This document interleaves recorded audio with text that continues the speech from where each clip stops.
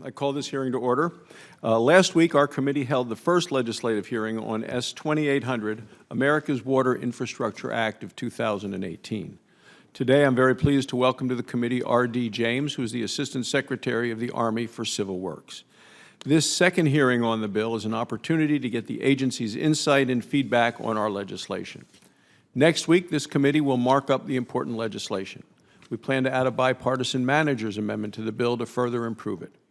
America's Water Infrastructure Act is a bipartisan piece of legislation. I introduced it along with Ranking Member Carper, the Transportation and Infrastructure Subcommittee Chairman Inhofe, and Subcommittee Ranking Member Cardin.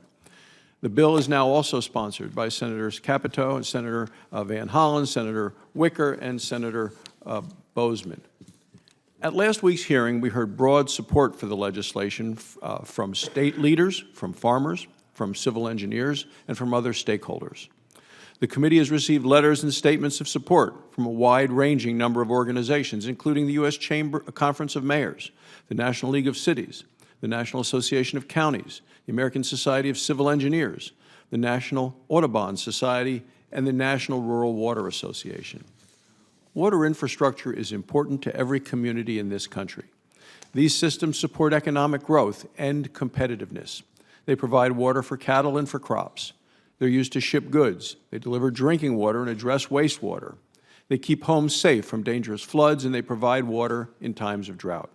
I can't overstate the importance of the nation's water infrastructure system.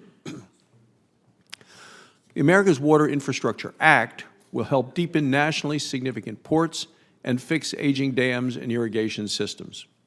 This bill will maintain the navigability of inland waterways and increase water storage in the West. It's reform legislation to get projects moving and make government more efficient. America's Water Infrastructure Act will cut bureaucratic red tape. The legislation will give local leaders and stakeholders a greater role in deciding which Army Corps projects should be priorities. It's good news for small, for rural, and for inland states. Local leaders know which products would have the best impact on their communities, the greatest impact.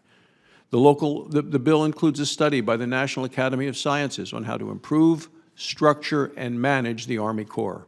This study will let us know how to further reform the agency. Our legislation includes permitting reform for important water storage projects.